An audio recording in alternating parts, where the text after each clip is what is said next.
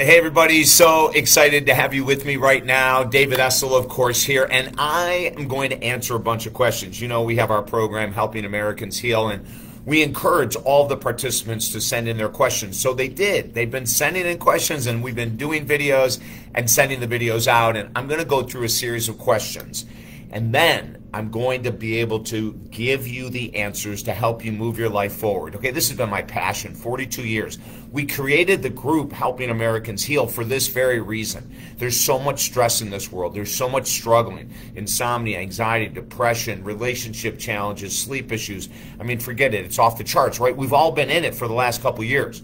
So Helping Americans Heal was created so that we can give you the tools every week, videos, books, interviews, articles to help you continue to have the tools needed to move forward in life, to gain more confidence, to gain more support, to gain higher self-esteem, which is another word for self-love. So what we do is every couple of weeks, I'll take in a bunch of your questions, I'll answer them like I'm doing right now, and then we're going to be able to move forward together. You know, we have a brand new book also coming out, Helping Americans Heal. And in the book, I talk about, it's going to be about 200 pages long, and it's about how do we move together? How do we go back into unity? How do we take care of ourselves so that those around us start to take care of themselves as well? Okay, so anyway, sit back. You have comments, questions, feel free to email us at talkdavid.com. Just go to the website, hit the contact us button, and do that. Also, if you're not a member, if you're a member of Helping Americans Heal, let your friends and family know. They can join as well, right? Right at talkdavid.com. Okay,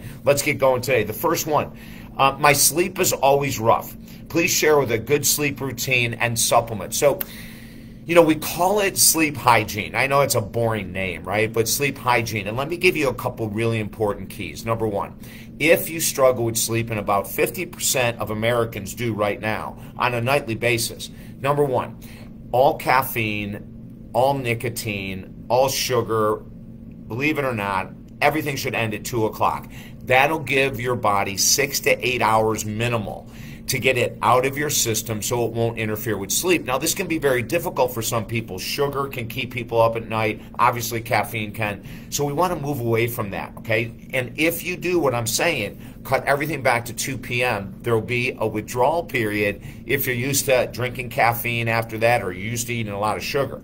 But after you move through that withdrawal, I know it's a little bit of a pain, but you're free.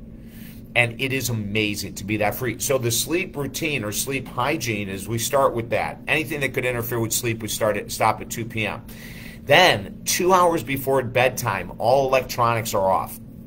Now, the only time we say you can use electronics 2 hours before bedtime, crystal bowl meditation, some type of nature scenes, relaxation music, that's fine. But no exciting games, no exciting shows, no video games, none of that type of stuff. This is called a healthy sleep routine. Okay, so we want to give our bodies 2 hours of no electrics, no electronics, no iPhone, no computers. I know you're freaking out right now, right? You're probably going, I could never do that. You'd be amazed at how many people we've worked with that have taken all apps off of their phone for social media and how much more positive they become in life and how their sleep has improved. Have you ever started, like I've got clients that'll tell me, David, I don't know what the hell I'm doing. I'm scrolling through YouTube and it's 3 o'clock in the morning. It's midnight, I have to get up at 6 and I'm on social media. These are the type of things we've got to eliminate if you want good sleep. Now, let's talk about supplements. I mean, there's been some great ones over the years, some ones that I've used that used to work well and they don't work anymore. But let me tell you the ones that I feel most strongly about. Number one, tryptophan. If you remember tryptophan in the 80s, it was banned because of one bad batch that came. Well, now it's back, and it's an amazing relaxation tool. Tryptophan is awesome at helping to bring the body down, to calm ourselves, and many people claim it's phenomenal for sleep. So tryptophan is one. Theanine, melatonin have been around forever. Melatonin used to work for me. It doesn't work anymore.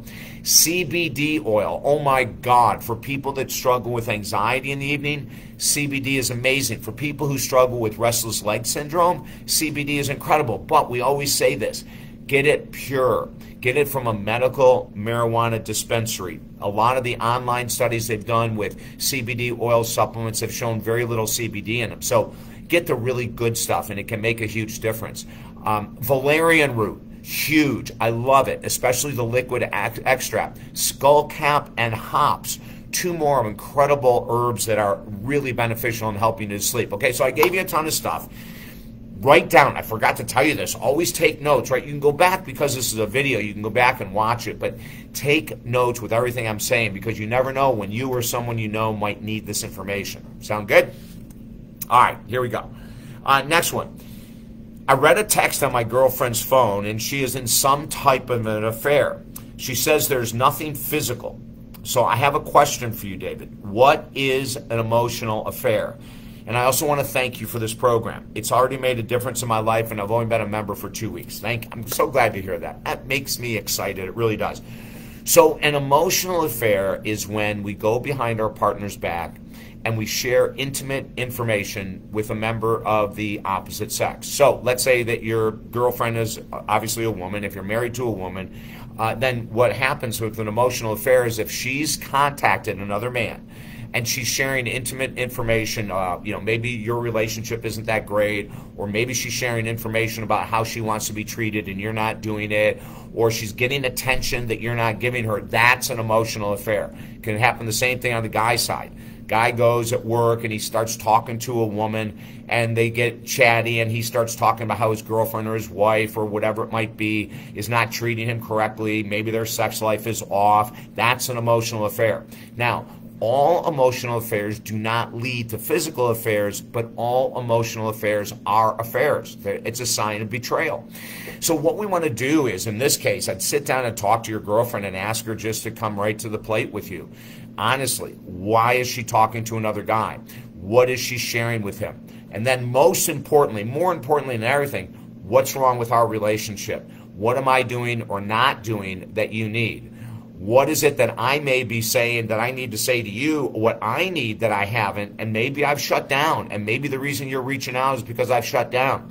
So emotional affairs are extremely damaging because it's an act of betrayal. It doesn't mean we can't heal, but it does mean that we've got to sit and get real and find out, am I missing something that my partner needs? Am I not getting my needs met, and so I'm avoiding him or her, which is then allowing her or him the opportunity to start to connect with someone else. Do you see what I'm saying? So emotional affairs are damaging, hell yes, but they can heal. You can heal them. Reach out to a professional, work with a counselor. I think you're going to be way ahead of the game if you do it right now. Here it is. David, a friend of mine who trains really hard in the gym says he uses peptides as a way to get bigger. Do they work? You know, it's interesting that he said peptides, he's using them to get bigger. First of all, there's a million different peptides, so I'm not sure which ones you're talking about. But what I would do is that I would check with a hormone specialist.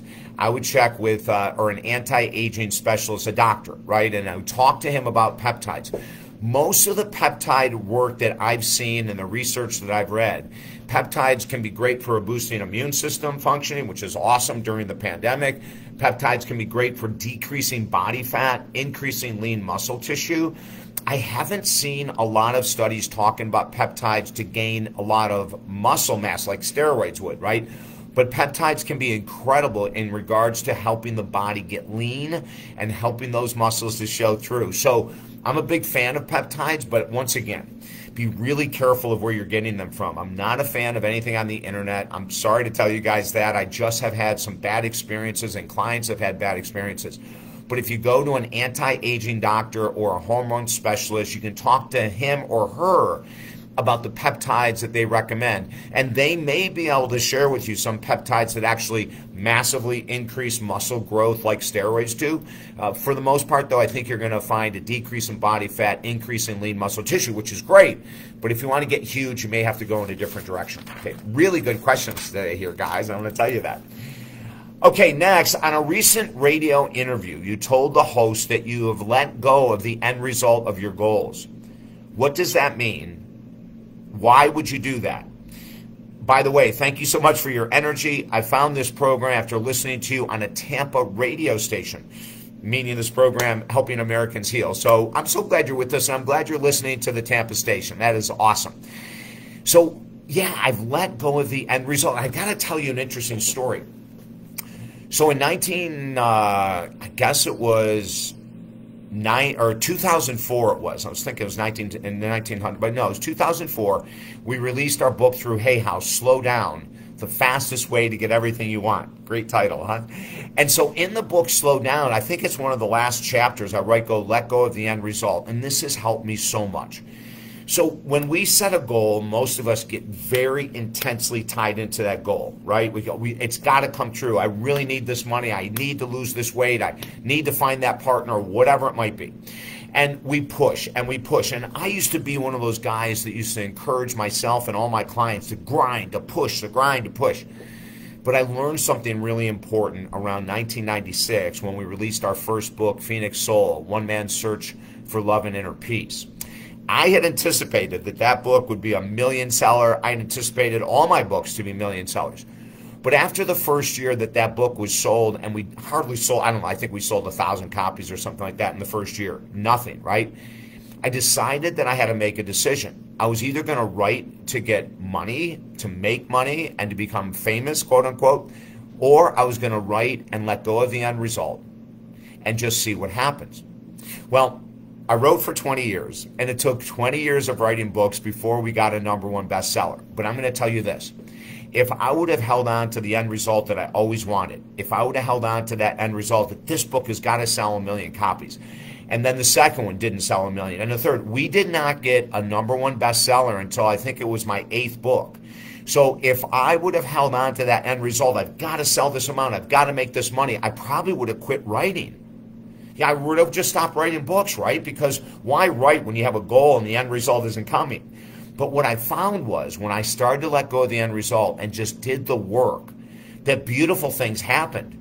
It may not be that I made $1 million in my first 8 books, but I was introduced to great people. I was able to help several people change their lives. And so I started to change my approach, and I let go of the end result. I did the same thing with my finances. I used to have these huge goals, financial goals every year, and I'd meet them every week. As a matter of fact, I would have a goal to reach, right? At the end of the year, I'd be super ecstatic if I reached the goal. I'd be disappointed and bummed if I didn't. And this is what happens. If you get disappointed and bummed when you don't reach a goal in life, there's a good chance you might just stop. So it had to be about 10 years ago. I said, I'm going to let go of this having to make a certain amount of money. I'm just going to let go of the end result. And it's been beautiful. I think we've done more in the last 10 years without myself putting pressure on myself to achieve my goals than ever. So let's do this. Get into the process of life. Instead of setting a goal with weight loss and then getting extremely disappointed every 7 days when you step on the scale, let go of the end result. Do the work, eat clean, hit the gym, do everything, and trust. Trust and have faith. Now, if you find yourself after 3 months or 4 months that you haven't seen any changes, then go work with a professional. You might be doing something wrong that they can help you correct. Let go of the end result, and life becomes much less stressful. Okay? All right, here we go. And for everyone in the program, when you want to write us your questions, like I'm answering these questions tonight, send them to us via our website, talkdavid.com. Just go to talkdavid.com, send us your email questions, and we'll answer them on the next Mastermind video for our program, Helping Americans Heal. Here's the last question for today. This is a funny one. David, you are everywhere. I feel I am sometimes. I'm writing from Seattle, where I've been here for a short period of time, listening to a radio show you're on in my rental car.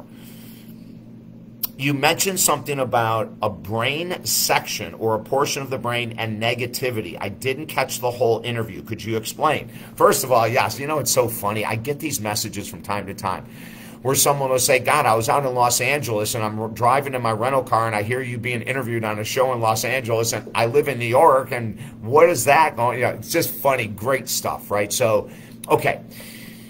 The brain has a billion different portions, right? And one of them is called the amygdala. The amygdala is important for fight, flight, or freeze. So when something happens, something stressful, we're either going to fight back, we're going to run, freeze, or flight, we're going to run, flight, or we're going to freeze. We're going to stay on the fence, procrastinate. So now the amygdala, which has been a part of our existence since the caveman time, was originally designed in order to protect us because it's on alert, right? If a saber-toothed tiger comes around the corner, you've got to be ready to either fight, you don't want to freeze, or run. Now, the amygdala is still with us today. And with our pressure that we've been through in the pandemic, where we feel overloaded, overstressed, isolated. Maybe we have friends that have been sick. Maybe we've lost some friends or family members, right? Maybe we've lost a job. Maybe our income has been decimated or it's completely non-existent. What happens is during the stress overload, the amygdala gets into play.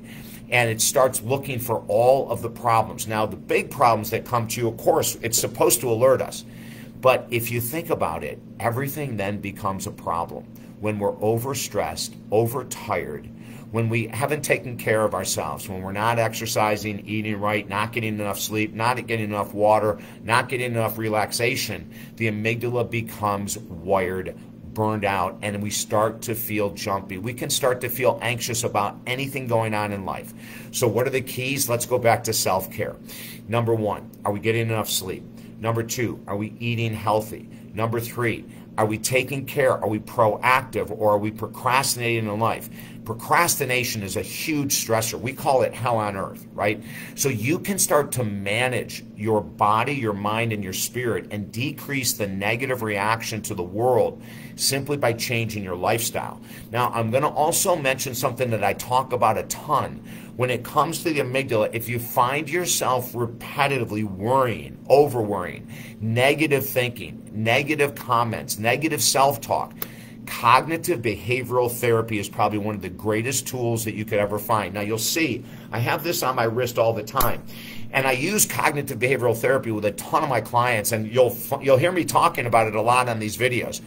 Cognitive behavioral therapy is amazing. So when you have a string of negative thoughts, and you go, okay, time out, I can't go here anymore.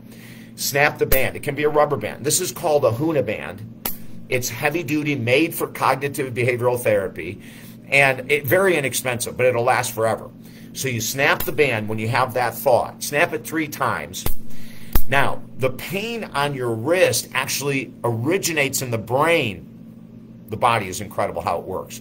So you have the pain here and the thought here. Well, every time a negative thought comes up, when you match it with discomfort, all of a sudden the brain goes, okay, we're going to chill. And you'll start to see a decrease in the negative thoughts. Then you have to take action, like with lifestyle, maybe changing what you watch, what you read, what you listen to, maybe even changing your friends if the negativity is coming from the outside world. But if it's coming only from the inside world, cognitive behavioral therapy. Sometimes you may have to snap it 10 times to get the thoughts to quiet. Then work with a professional. Listen, I'm so glad you're part of helping Americans heal. Don't forget, when you get the newsletter every Monday, read every article, watch every interview, listen to every podcast, do everything that we share with you, and then pay attention to these mastermind videos that you're going to get every once in a while. Take notes, write. If I can help you at all, please let me know. And if you ever need time one-on-one with me, just go to talkdavid.com. We can do quick 30-minute sessions, get you in and out, Skype, phone, or in the office, help you move forward. Okay, so if you have friends and family that have not joined Helping Americans Heal, it's only $9.98 a week at talkdavid.com. Go there, tell your friends and family, maybe buy it to them for a Christmas gift, a holiday gift, a Thanksgiving gift, okay? Let's keep going strong. Let's work together, America. Let's keep each other inspired, and we can do it best by changing our lives first. I'm David Essel, talkdavid.com. Have a beautiful day.